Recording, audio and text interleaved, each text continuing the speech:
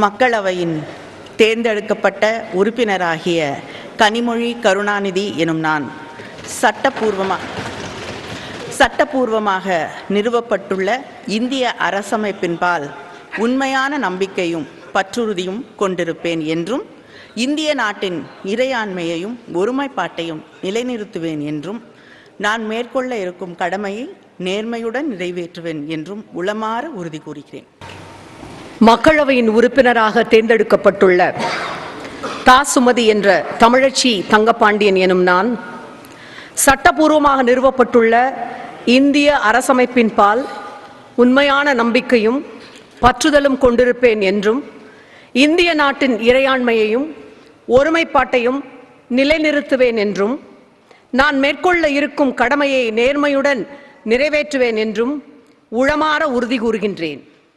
வாழ்க தமிழ், வளர்க முத்தமிழறிஞரின் புகழ், வாழ்க தலைவர் தளபதி, வாழ்க தமிழ் திருநாடு. மக்களவையின் உறுப்பினராக தேர்ந்தெடுக்கப்பட்டுள்ள ஜோதிமணி எனும் நான் சட்டப்பூர்வமாக நிறுவப்பட்டுள்ள இந்திய அரசமைப்பின்பால் உண்மையான நம்பிக்கையும் பற்றுதலும் கொண்டிருப்பேன் என்றும், இந்திய நாட்டின் இறையாண்மையையும் ஒருமைப்பாட்டையும் நிலைநிறுத்துவேன் என்றும், நான் மேற்கொள்ள இருக்கும் கடமையை நேர்மையுடன் நிறைவேற்றுவேன் என்றும் உளமாற உறுதி கூறுகிறேன்.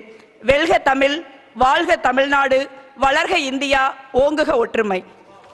மயிலாடுதுறை தொகுதியிலிருந்து மக்கள் சபை உறுப்பினராக தேர்ந்தெடுக்கப்பட்டுள்ள சுதா ராமகிருஷ்ணன் எனும் நான் சட்டப்பூர்வமாய் நிறுவப்பட்டுள்ள இந்திய அரசியலமைப்பின் பால் உண்மையான நம்பிக்கையும் பற்றுதலும் கொண்டிருப்பேன் என்றும், இந்திய நாட்டின் இறையாண்மையையும் ஒருமைப்பாட்டையும் நிலைநிறுத்துவேன் என்றும், நான் மேற்கொள்ள இருக்கும் கடமையை நேர்மையுடன் நிறைவேற்றுவேன் என்றும் தமிழ் கடவுள் முருகப்பெருமான் மீது உளமாற உறுதி கூறுகிறேன்.